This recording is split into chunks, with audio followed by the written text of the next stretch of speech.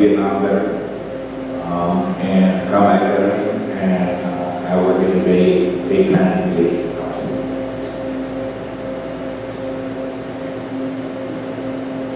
I have the occasion to go to a lot of places and share. Because I'm in the VA, I get called the artisans that are PTSD veterans who are suffering from PTSD or either alcohol and drugs, or just make the transition from civilian life into military life to civilian life. So all of these audiences, I had the opportunity to share and speak in. Most of the time, I recall instances or people in my life that were instrumental in making my career successful and giving me the opportunities. In 2010, I wrote a book called A Quiet Voice. And with that, I was able to travel and do speaking engagements about the quiet voice, which I know today is God put in my head.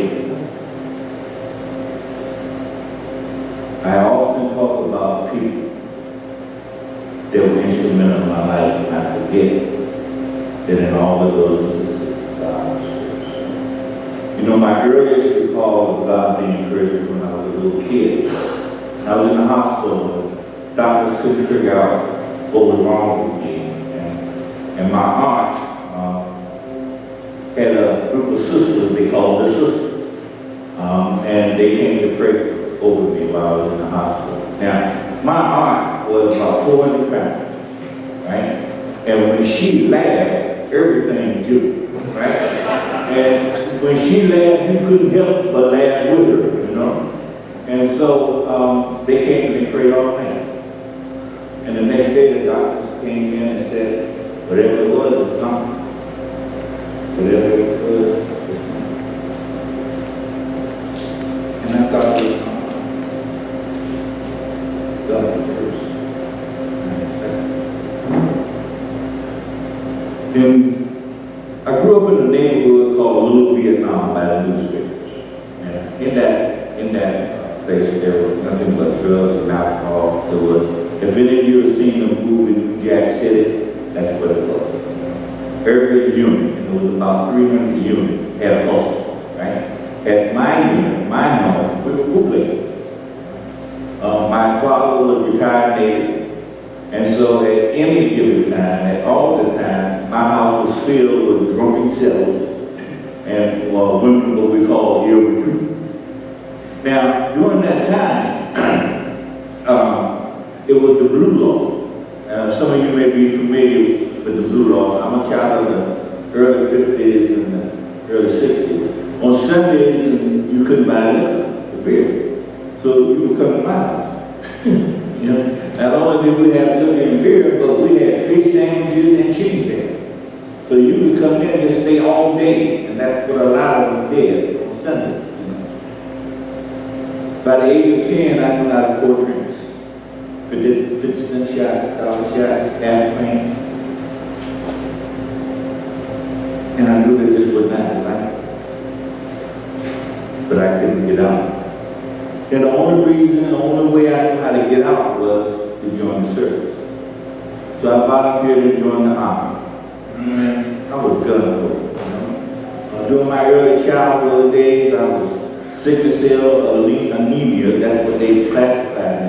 I was very thin for my age and very tall. In most of my classes, I was taller than the teachers and the students, you know. And I got picked on. They used to make jokes about me, you know, how tall and thin I was. They would bet how many hula hoops I could do in the cheer and stuff like that. And it just made fun of me, and I always felt less than. And I left them and joined the Army. I wanted to see the world, and I wanted to get to something more adventurous. I was gung-ho.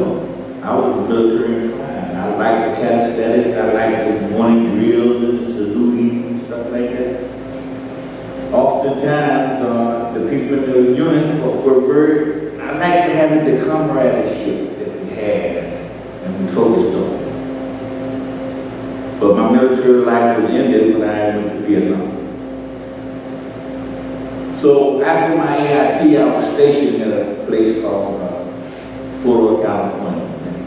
Then I was sent to Kentucky, Fort County, Kentucky. And in Kentucky, I was attached to a unit of Vietnam veterans returning from Vietnam. And they filled my head with things of adventure and mama son, papa son, and new languages and new foods and stuff. And during that time, they were offering an incentive to the veterans that if you read up, that means that you add 3 more years to the time you already had, you can get to pick your next duty station. And you got a little bonus. So I thought that was a win-win situation. So I volunteered. I read for 3 more years. That gave me 9 more years in the service. And I picked Vietnam as my next duty station. Now, someone should have examined me again. But they let it slide, right? And when I landed in Vietnam, I know I had made a mistake. The actual plane that we got off of, I was coming across the tarmac, caught incoming and got hit and blew up. And bus driver said, "Welcome to Vietnam." The first thing that hits you when you arrive in Vietnam is the smell. They burn gunk with diesel fuel 24 hours, 7 days a week. And we did that so that the Vietnamese would get refuge and fertilize their fields. So everywhere you went, you smelled it. You got used to it. And sometimes I get a whiff of it today in different places. And I have a little PTSD. I was attached to the first half air movement. It was a great unit until it wasn't that. Most people don't realize, or they forget that during the Vietnam era, it was also during the Civil Rights era. And so there were times and places that were not congenial. We had groups. We created segments and people within the groups, and that group hung with that group. I got into a bit of scuffle with my commander. I sent a report on them, and as a result, some people got displaced, and demoted. As a result of that, I was not well liked. An attempt was made on my life to carry me to a unit. They said it was carrying me to it. They had me tied, and they pushed me out of the helicopter. After untying me, and I thought that they were being friendly again, and circumstances, you read them in the book, I was pushed out. I landed in a rice paddy. Then again, God is first. I am second. I thought I had landed in the rice paddy because it was the luck of the draw. In hindsight, when I look back, and you know, are you familiar with the story, Footprints in the Sand? I love that. The first time I ever heard it, I knew that applied to me. A lot of things, when I look back in hindsight, I think about that it was coincidence. There are no coincidences when God is. So I landed in the right path, and I was out there for 2 days, 3 days. I cannot describe the fear. One thing that I learned while I was out there is this. If you look at something long enough, it will move. And I'm out there scared to death. I'm looking at everything, and everything is moving. A unit from the Big Red One was doing reconnaissance. They came upon me and they got me back to the rear.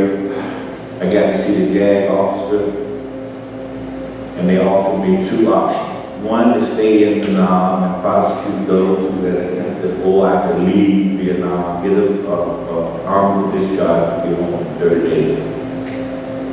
I took the 3rd day. Coming back home, my life was filled with doubt and fear. The civil rights movement, chaos in the streets, and I got hooked up with a band first we started helping the community, and then we started stealing. I got involved in drugs and alcohol. You know, alcohol was always first. I take the drink, and then the drink takes me, and then it's drugs and alcohol. I was a heroin addict, and I did my drugs intravenously. I had burned up every vein in my body. I have one working vein in my hand. I'm a nightmare when I go to labs. All the lab technicians that they find know me. And when they see me sitting out in the waiting room, they go to lunch, break. Them trees out there in here. Because nobody likes to try and use the little needles again. But God is good. All the time. So I got caught up in the drugs and alcohol. Then crack came. I was a crack addict, heroin addict, alcoholic, raging alcoholic, and I was suffering from PTSD, and I did that. I thought it was just me not being able to adjust. 3 times I went to the penitentiary. The first time was for 26 years. 3 counts of armed robbery and 1 count of midnight murder. Even the police that arrested me came and testified on my behalf, and they said, I don't think he's a criminal of intent. I don't think he's a criminal. But I was guilty of what I did. And I was the kind of criminal that, well, I wasn't that good at it. I just wasn't good at it. I kept being caught all the time. I mean, the profession that I chose was armed robbery, right? Now, look at it. Who can't put me out in the line? It's the tall guy. And I had an afro from here to here, right? The tall guy with the afro, that was it. 3 counts of armed robbery, 1 count of midnight burglary, and then I came back out, and then I got caught selling drugs. One time I was one of the East Coast highest paid drug guy, drug dealer, and I became my best customer. I got 8 years for that, then I came out and I got another 8 years. And during the 60s and 70s, 3 months constituted a year. So for every 3 months that you did, that constituted a year. For every month, it gave you the opportunity to make parole. So I did 3 years, 8 months for the 26 years, because I went back to court, they got it broke down to 9 years. And I made it out, and I was trying to deal with that. And I didn't have it. Now my mom and them always said that the church, right? Even the pastor of my church was a guy who played basketball in high school, but I kept thinking that, I need to do this. I need to do this. Once I get ready and right, then I'll go to church. It was the same thing with my drugs. Once I get right, then I'll start. And God was watching me all the time. And He was pinpointing and putting people in my life and situations in my life that would save me. I've had guns pointed in my head as the church before, as the gun before. I've had people who try and hurt me and shoot and kill me, and they weren't successful. I have pumped so much drugs in my life that I shouldn't have did. But I'm not an aspect. I see that God's will.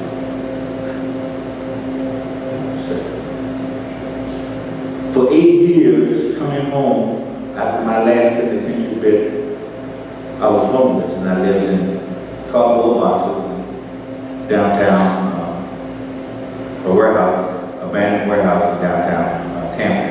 Now, I want you to think that, because you look at me and you say, wow, that's a pretty tall guy out in the world, and he lived in a cardboard box. Well, it was the long corrugated, double corrugated refrigerator box.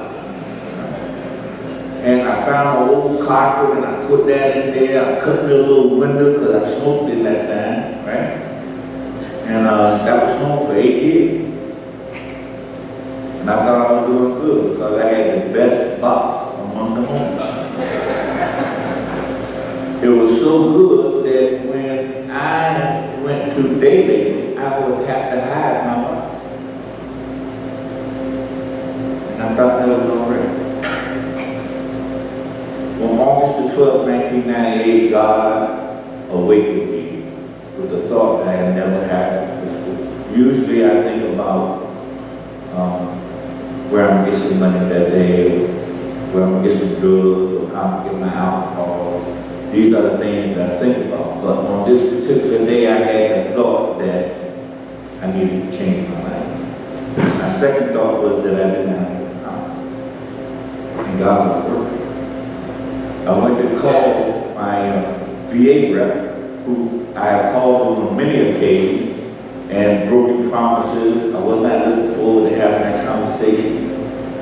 But they had an intern, and she was very excited about her first client.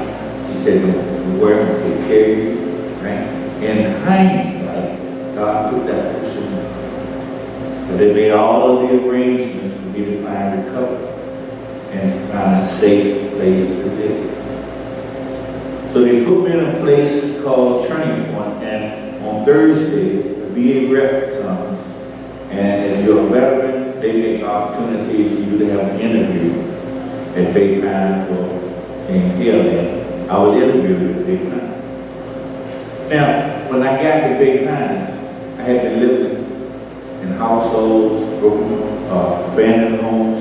I had barricaded the door and stuff, so that somebody would come in at night and kill me and take the little bigger thing that I had. You know, I had to sleep with one eye open at all times. You know, it was a very dangerous life. I did not know how to live. I had no clue.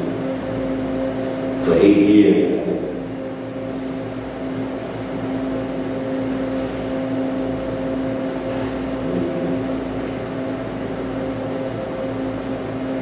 So when I had the opportunity to go to the VA and have an interview, again, God put it in my mind. You see, the intake person was a lady named Liz. She's retired now. But Liz brought me in and she said, have a seat, Mr. Harris.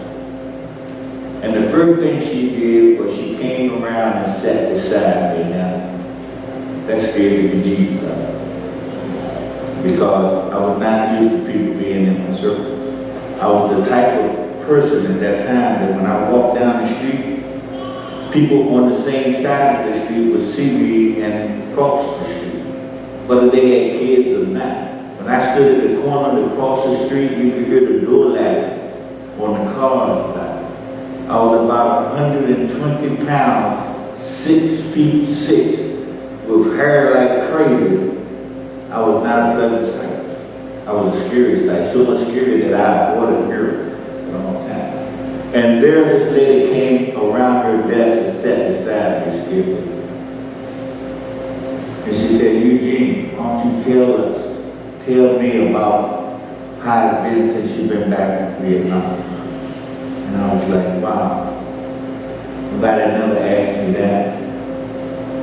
Nobody made inquiries to me about that. They usually just ask me, what can I do for you? What kind of drugs do you need? Blah, blah, blah. And so I was trying to think of good, positive answers. Because I did not want to go back out on the street at that moment. I was trying to think, what could I say that would satisfy her? And she saw the confusion on my face and she said, Eugene, why don't we start with why you thought it was necessary to attempt suicide? So I'm thinking, holy man, how'd she know that? I ain't been here for 2 minutes, you know? And again, she saw the confusion on my face and she said, I see the scars on your face. And so I tried to hide my face and she grabbed my face. And she started rubbing the scars. And she said, Eugene, it's okay. You're safe. You'll take care of you now. Now, in hindsight, I talk about lids, but I forget about who put the lids there.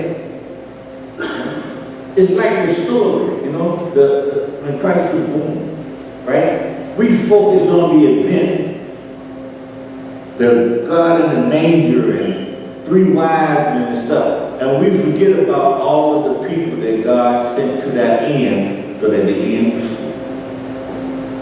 It's the little things in hindsight that I remember that God was first and I was second. So of course when she started rubbing my scars and telling me I'm okay, the tears, I don't even know how she could understand anything else I said, because I was just bubbling. She was bubbling, right? We were both sitting there. For the first time in my life, I had the willingness to trust him. See, all of this time I had learned how to survive. I had never known how to live. And so I started telling her what had transpired, where I was living, how I was living. And she said, "We're going to take care of you." And I said, "Do I have to go back out?" She said, "You got any clothes or anything back there?" I said, "No, the only thing I have is what I have on my back." She said, "You will not leave. Put you in PTSD." And for the first time, because I had been to VA before, they diagnosed me with alcohol and drugs because you fill out the little form, it's good. And so they diagnosed me that, but for this time, they diagnosed me with PTSD. I was able to get the drug and drug and alcohol out, and then they took me to PTSD, and I was 22 years. August the 12th of this year, I celebrated 22 years of sobriety.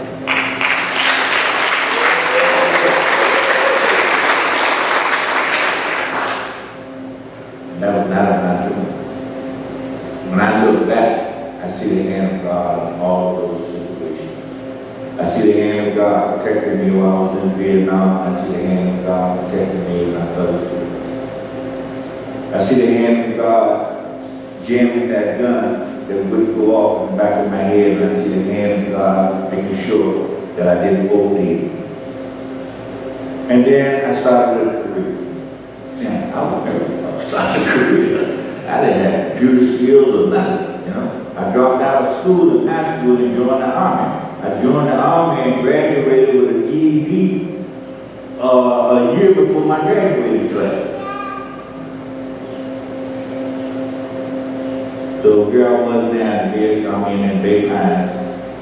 I went through the SAT program, went through the PTSD program. And they decided that not only did I need those 2 programs, but I needed a job. And so I was able to start working. You know, my mother never got the opportunity to see me. My father did back then, and I was able to work with him. Thank God. But I was attached to CLC, which is the nursing home. I wanted to make my amends to my mother by being the best that I could be and keep that place as clean as that. I wanted the nursing home to be the type of place that you could take your lunch in the bathroom and say, "No, I'm eating my lunch in the bathroom." That's how clean I wanted. And I got to know everybody. Everybody loved me and made advancement. Started making advancement in my career. I became a supervisor. Started supervising. And I started taking advantage of every educational and learning opportunity that was being offered to me. You know, and I passed. You know, a quick story. When I was in the Army, right, they came out one morning and said, "All right, everybody that doesn't have a high school diploma, raise your hand and fall out." So it was about 126 of us. So when they marched us to a quantum hut, and in there they had little desks. If you sat at the little desk, you had the key. Now, with 126 people, I was the only one that passed the test. Now, don't think that that's remarkable, because government tests always have the answer already on the paper, right? They're either true or false, so you got a 50-50 there. Right? Or either they're multiple choice, so you pick the 2 that you know ain't right, And that leaves you again with a 50-50. And on that day, my 50-50, I was a good picker. I'll pick the goodness. I get it to you. But my career started, and I took advantage of all the learning opportunities. And God has blessed me with the opportunities to share. I wrote a book in 2010 with Susan Magic, with my co-author. And we've had a world. We talk about the fears and problems with recovery. Not only just with drugs and alcohol, PTSD, living, just living. And God is using me to do that, and I'm thankful. And you know how you think about, so what is my mission? What does God say for? What does God need for? How can I do that? And it's right in my face. The book was accepted at the VA and it went nationwide. You know? I was given the opportunity to go to every VA just about in the nation, from far west California, far north Washington, and New Jersey, New York, Massachusetts, Florida, Texas, Louisiana. I've been to all of these places, and I had the opportunity to speak to PTSD victims, Vietnam victims, drugs and alcohol victims, people transitioning from military life to civilian life, and it's been a whirlwind, it's been a ball, but in hindsight, footprints in the sand. I see that God's hand in all of it. People didn't just pop up in my life, God placed them in my life. And I'm so grateful for that. Today I have the opportunity to testify to my Lord and Savior, Jesus Christ, that I am so grateful for the life that He gave me. I am so grateful for the life that He saved me from. I get to do it. And for that, I am so grateful. And for that, I want to thank Pastor Jerry for giving me the opportunity to testify. Thank you.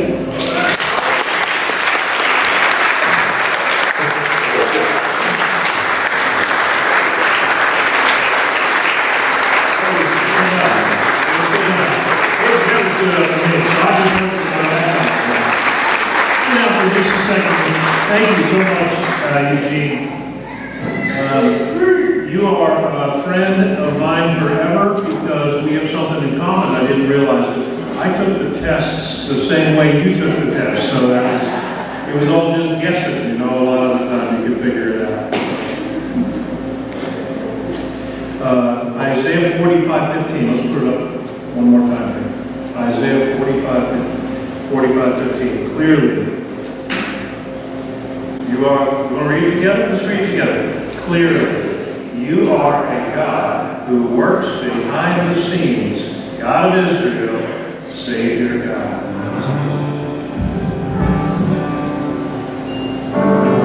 Lord bless you and keep you. Make His face shine upon you and be gracious to you. Lord, turn His face toward you and give you peace. Amen.